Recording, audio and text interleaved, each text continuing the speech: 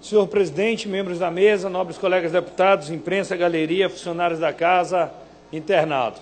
Senhor presidente, uma notícia que chama a atenção de toda a classe política e que deve necessariamente ser repercutida nesta casa. É a condenação do senhor Edson Lobão Filho à pena de prisão pela prática do crime do artigo 183 da Lei 9.472. 2 anos de detenção, sendo aplicada a diminuição da pena e permanecendo a pena em 1 ano e 4 meses de detenção. Vou repetir, deputado Edilásio, eu não estou errado. Os fatos são os seguintes. O senhor Edson Lobão Filho foi condenado e já transitou em julgado pela Justiça Federal ao cumprimento de 1 ano e 4 meses de detenção. E qual foi o fato que motivou? Qual é o tipo penal que define? É o artigo 183 da Lei 9.472. Desenvolver clandestinamente atividades de telecomunicação. Vou repetir. Desenvolver clandestinamente atividades de telecomunicações. Deputado Manuel Ribeiro é conhecedor dessa lei que regulamenta todo o uso inclusive controle dos meios de telecomunicações no país. E este processo, que já demorou 9, 10 anos para ser julgado, percorreu várias instâncias no Poder Judiciário.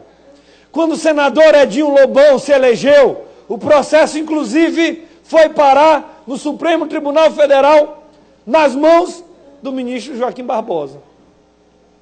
O Joaquim Barbosa também emitiu opinião, parecer, decidiu neste processo. Mas o Edinho era suplente, assumiu rapidamente o mandato de senador. O processo subiu até o Senado Federal. Ele saiu da suplência. Até porque ele nunca disputou uma eleição, nunca foi votado. E aí, quando ele saiu da suplência, o processo desceu novamente. E quando desce, deputado Bira do Pindaré, a Justiça Federal não teve dúvidas em condenar o senhor Edson Lobão Filho. Em verbis a sentença. Não se pode negar que ele é o Edson Lobão Filho, que ele livremente aderiu à empreitada ao subscrever o instrumento particular de contrato de utilização de canal e ou sinal de televisão e outras avanças, contendo, olha só o que contém no instrumento que ele assinou, inverídica a atribuição da autorização para exploração do serviço. Isso aconteceu na cidade de São Mateus. O canal foi liberado, deputado Marcelo Tavares, ferindo todo o regramento legal para o caso. E quem assinou o instrumento particular para autorizar? Ele. O hoje senador Edson Lobão Filho. E o que é que constava no instrumento? Uma atribuição inverídica da autorização para exploração do serviço. Mesmo porque, na condição de representante legal da difusora, era o primeiro a saber que, de fato, a empresa não tinha autorização para transmissão na cidade de São Mateus. O empresário Edson Lobão Filho assina instrumento particular de contrato de utilização de canal, de televisão e outras avanças, com informações inverídicas, autorizando a instalações de TV sem as devidas condições legais, é processado pela Justiça Federal, é condenado a 16 meses de detenção. E o que sobrou ao senador Edson Lobão Filho? Apelou não para negar o fato, não para dizer que não estava envolvido neste ato criminoso, mas apenas para alegar que o crime já estava prescrito. E a prescrição, senhoras e senhores deputados, neste caso, tem-se um entendimento. A lentidão e a morosidade da justiça salvaram o senhor Edson Lobão Filho de ser detido por 1 ano e 4 meses. O fato A foi condenado, transitou em julgado, não há como negar, mas a defesa é única e exclusivamente deputada Gardênia Castelo pela prescrição, alegando, ou, na verdade, se beneficiando da morosidade e da lentidão na justiça do nosso país. Agora vejam, senhoras e senhores, a implicação da ficha limpa neste caso, no nosso entendimento. Porque a lei de ficha limpa, que nasceu por um importante anseio da sociedade maranhense, que nasceu da luta, dentre tantas outras instituições, do movimento de combate à corrupção eleitoral, prevê que quem é condenado não serve para ocupar cargo público. Naturalmente, o Brasil inteiro comemorou a aprovação da lei da ficha limpa. E repita-se, quem é condenado não deve ocupar cargo público. Ah, mas prescreveu. Ele escapou de ser detido. De fato, a prescrição extingue a punibilidade dele ser detido por 1 ano e 4 meses. Mas não afasta os efeitos extrapenais da decisão. Escapou da cadeia por conta da lentidão do judiciário. Mas não escapa dos efeitos da lei de ficha limpa, porque esses efeitos são extrapenais.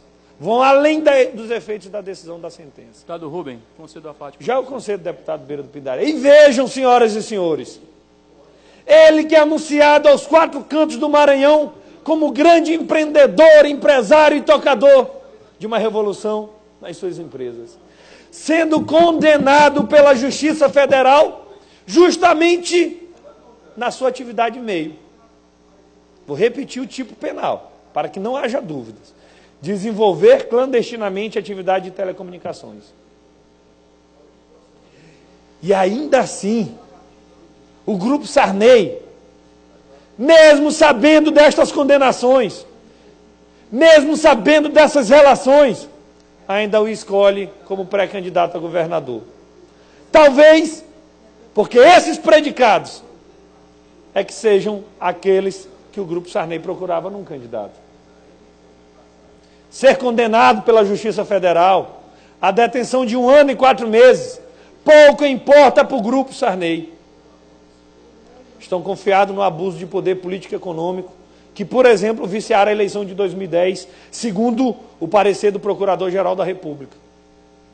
Em qualquer outro estado, ou qualquer outro grupo político, deveria, neste caso, deputado Marcelo Tavares, até para não ser necessária a judicialização da campanha, a judicialização da política, promoveu a imediata substituição ou desistência do candidato. Isso não nos interessa. É uma discussão que cabe ao grupo de lá. Mas do fato não há fuga. Houve a condenação à detenção de 1 ano e 4 meses ao senhor Edson Lobão Filho, e só escapou de ser verdadeiramente detido por conta da morosidade do judiciário brasileiro. Talvez seja por isso que a primeira proposta do senhor pré-candidato Edinho Lobão foi implodir Pedrinhas. Deve ter sido por isso.